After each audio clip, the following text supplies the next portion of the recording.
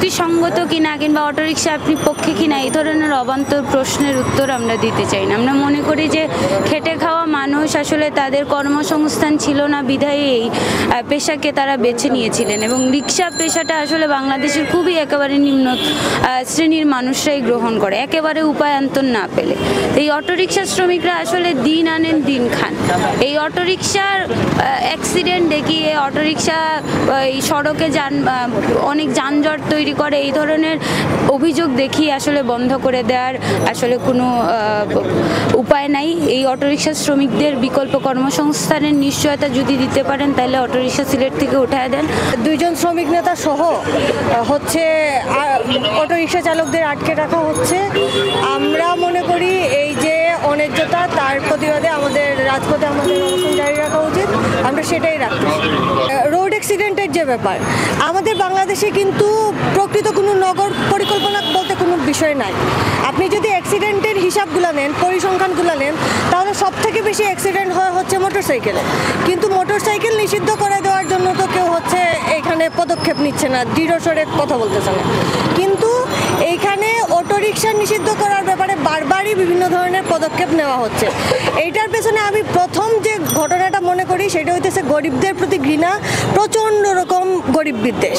এবং ওই গরিব বিদ্বেষ থেকে যেহেতু অটোরিকশা চালকরা গরিব, সেই জায়গা থেকেই হচ্ছে বারবার অটোরিকশা বন্ধ করে দেওয়ার বিভিন্ন ধরনের উদ্যোগ নেওয়া হয়। তা বলতে দেওয়া হয়নি, আমাদের মাইক পুলিশ বন্ধ করে দেন।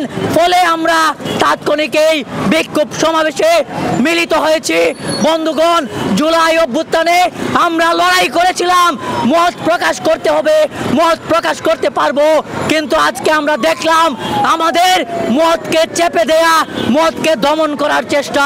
বন্ধুগণ, ফলে পুলিশের এবং প্রশাসনের এই ধরনের অগণতান্ত্রিক সিদ্ধান্তের আমরা ধিক্কার জানাই, নিন্দা জানাই।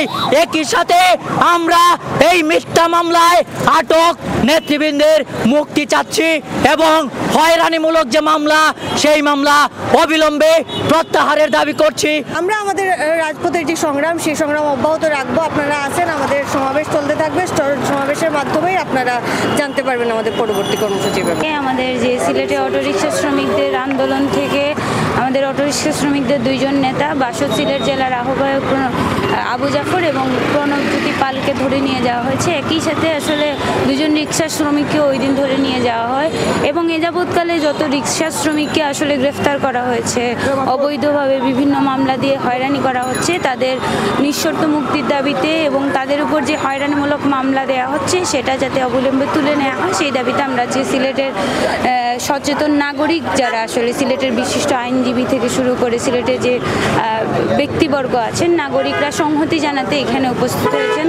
তারা মনে করেন যে আসলে অটোরিকশা শ্রমিকদের যে আন্দোলন, সেই আন্দোলনের ন্যায্যতা বিবেচনায় এই অটোরিকশাকে চলাচলের আসলে বৈধতা দেয়া হোক এবং অটোরিকশার প্রয়োজনে অটোরিকশাকে আসলে আধুনিকায়ন করতে যত ধরনের পদ্ধতি দরকার সেগুলো তৈরি করা হোক।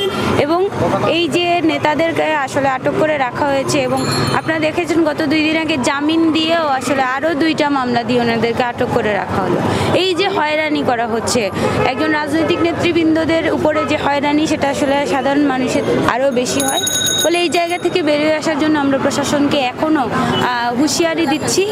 এই সংহতি সমাবেশ থেকে সিলেটের বিশিষ্ট মানুষজন আমাদের সাথে সংহতি প্রকাশ করছেন এবং আমরা মনে করি যে তারা যদি আমাদের নেতৃবৃন্দকে মুক্ত না করেন আমাদের এই আন্দোলন আরও কঠোর হবে।